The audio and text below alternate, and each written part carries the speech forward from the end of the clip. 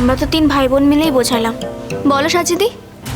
ভগ্ন যা দেখিনি বাবা, আসন দুটো নিয়ে যা।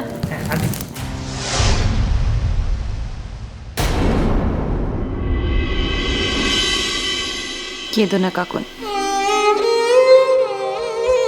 দেখো, যেভাবে যা সব ঘটনা ঘটেছে তাতে তোমাকে তো সবকিছু মেনে নিতেই হবে। মন খারাপ করো না। যদি আমার মতো সব অপমান সহ্য করে টিকে থাকতে পারিস তাহলে পারলি, আর তা নইলে হয়ে গেল। বৌদি, যেদিন থেকে তুমি এ বাড়িতে এসেছো সেদিন থেকে তোমাকে চলে যাওয়ার কথা শুনতে হচ্ছে। জানি তোমার খুব খারাপ লাগছে, কিন্তু না, আমি তো চলেই যাব। জোর করে আমি এখানে থাকবো না। ওসব পরের কথা পরে হবে। বিয়ে হয়ে যখন এই ঘরে চলেই এসেছো তখন নিয়ম কানুনগুলো তো ঠিক করে পালন করতে হবে নাকি? বড় বৌদি, পুপুল এসে গেছে। এসো চাঁদ বাবা, কতক্ষণ ধরে মেয়েটাকে দাঁড় করে রেখেছো বলো দেখিনি? হ্যাঁ, এমন ধারা কেউ করে? স্নানে গেছিলাম মামনি। বলো কি করতে হবে, তাড়াতাড়ি বলো, আমায় কিন্তু বেরোতে হবে। হ্যাঁ ভগ্ন, আসন দুটো পাত।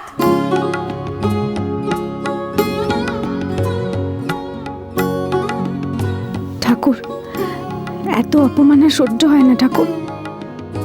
ও সাজিমা, কাপড়ের থালাখানা চাঁদ বাবার হাতে দাও দেখিনি। ও বাবা, তুমি হেতা দাঁড়ে রইলে কেন? হোতা দাঁড়াও।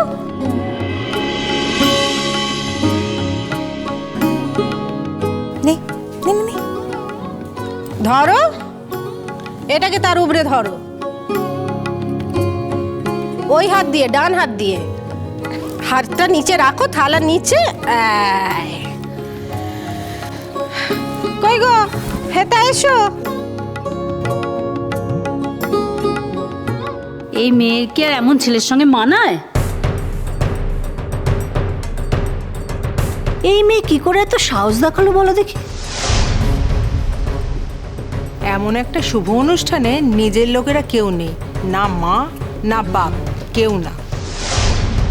এরপর এখানে জোর করে যদি থাকতে যায় তাহলে তো বাড়ির কাজের লোক হয়ে থাকতে হবে গো। ও শোনা মাইমা, হেতা আপনাদের তামাশা দেখা এখনো শেষ হয়নি? হেতার কোনো তামাশা বাকি নেই গো, আপনারা ভিতরে যান, আমরা আমাদের কাজখানা সেরে ফেলি। যান। হ্যাঁ সোনা মাইমা, আপনার কথা শুনে শুনে আমাদের কাম তো ঝালাপালা হয়েই গেছে। এই মেয়েটা তো বাড়িতে নতুন, আপনার দাপট এবার বধির হয়ে যাবে। যে ঘটনাটা ঘটেছে সেটা আমাদের কারোরই ভালো লাগেনি। তো ভাই যখন মেয়েটাকে হাত ধরে আমাদের বাড়িতে নিয়ে এসেছে, আমরা তো আচার অনুষ্ঠান সবই করছি, আমাদের করতে হচ্ছে। যাদের ভালো লাগেনি তারা এই আচার অনুষ্ঠানে নেই। তোমরা যদি এসবের মধ্যে থেকেও এই রকম ধরনের কথা শুনে দাও তাহলে তো। মামনি কি করতে হবে তাড়াতাড়ি বলো, আমি এখানে দাঁড়িয়ে থাকতে পারবো না। ও চাঁদ বাবা, অমন ধারা রাগ করতেছ কেন? ভাত কাপড়ের থালাখানা বউয়ের হাতে দাও, দিয়ে বলো যে তোমার সারা জীবনের ভাত কাপড়ের দায়ী হলাম আমি। বলো। আমি এসব বলতে পারবো না।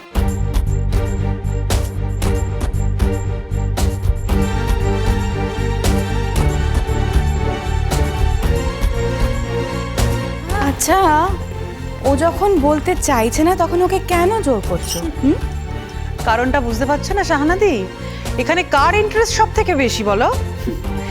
যার ছেলে সে এলো না, অথচ অন্য একজন মা সেজেছে।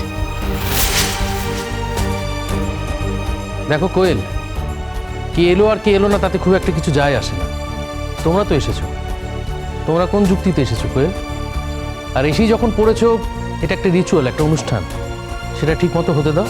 প্লিজ ডিস্টার্ব করো না। মেয়েটা এখানে দাঁড়িয়ে আছে এতক্ষণ ধরে, তুমিও তো একটা মেয়ে কোয়েল। একটা মেয়ে হয়ে আরেকটা মেয়ের হিউমিলিয়েশন দেখতে ভালো লাগছে তোমার?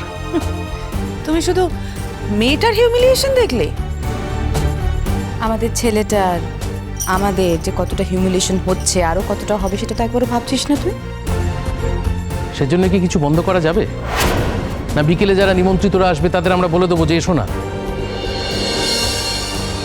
আর পুপুল যখন দায়িত্ব নিয়ে একটা মেয়েকে ঘরে তুলে এনেছে তখন আমাদের দায়িত্ব এই অনুষ্ঠানটা ঠিকমতো সুষ্ঠুভাবে পালন করা। এত কথা বাড়িও নিতে শোনা ঠাকুরপো, ভালো ভালো অনুষ্ঠান গানা শেষ হতে দাও। কই গো বলো।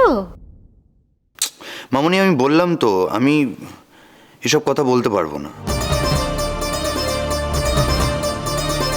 এসব কথা বাদ দিয়ে কি করতে হবে বলো, সেটা করছি। ও বাবা, এটাই তো আসল কথা বাবা, যে তুমি আজকের দিনে একজনের ভাত কাপড়ের দায়িত্ব সারা জীবনের জন্য নেবে। এই কথাখানা ঘোষণা করার জন্যই তো এত বড় একটা অনুষ্ঠান করা। তবে সবাই কি আর কথা দিয়ে কথা রাখে গো? তাইলে কি আর ঘরে ঘরে এত বেভ্রান্ত? দাদা ভাই, জোরে না বলিস, অ্যাটলিস্ট মনে মনে তো বল। বৌদি আর এভাবে কতক্ষণ দাঁড়িয়ে থাকবে? দাদা ভাই, সকাল থেকে তোকে এতবার বোঝালাম, আর তারপরেও তুই। কথায় কথায় অনেক সময় যাচ্ছে। বগন, শাকখানা দিয়ে দিকিনি। চাঁদ বাবা, বউয়ের হাতে ভাত কাপড়ের থালাখানা দাও, দে বলো যে সারা জীবন তোমার ভাত কাপড়ের দায়ী হলাম আমি। বলো।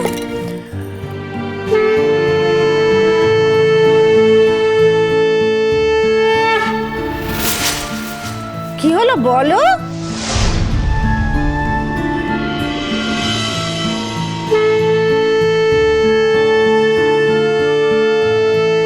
আজ থেকে আমি আপনার সারা জীবনের ভাত কাপড়ের দায়িত্ব নিলাম। কলা পাতা মোড়া ছায়া রোদ্দুর, উঠোনের কোণে ছড়ানো সুদূর।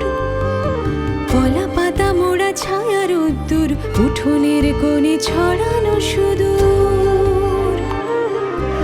এই মেঘ আসে সরে যায়, উঠোনের কোণে একা বসে ঠায়। কি দেখে পুণ্য কি জানে পুকুর, পুতুল মেয়েটি সামনে মুকুর। বেঁচে থাকো বাবা, বেঁচে থাকো। মেয়ে মানুষ হলো গিয়ে অনেকটা মাটির মতো, জানো তো। মা বসুন্ধরাকে যেমন অপমান করতে নেই, তেমনি মেয়ে মানুষকেও কোনোদিন অপমান করতে নেই। আমার কাছে তুমি থাকবে না, থাকবে তো ওই কসাই কাকার কাছে। আর এরপর তোমাকে যে কি নাকাল হতে হবে সেটা আমি খুব ভালো করে জানি। তোমার খরচটুকুর বন্দোবস্ত থাকলেও অন্তত। হ্যালো নতুন বউ, তোর বাপ মা কি তোকে কোনো শিক্ষা দেয়নি লো? স্বামী এত বড় একখানা শপথ করলো, তার পায়ে যে একটা পেন নাম ঠুকতে হয় সেটাও জানিস নি? বগ্ন, থালা দুটো ধর। দাও দাও, আমাকেও দাও।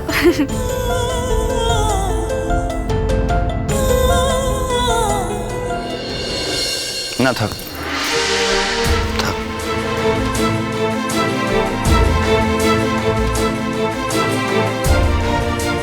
থাক থাক, আমাকে আর পেন নাম টেন নাম করতে হবে না মা।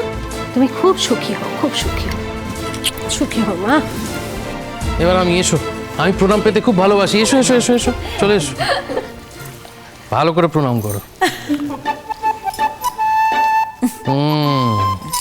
আশীর্বাদ করি তুমি খুব ভালো থাকো, সুখে থাকো, আর তোমার জয় হোক। নে সাজি, এবার তুই তৈরি হ। হ্যাঁ, প্রণাম নিবি তো?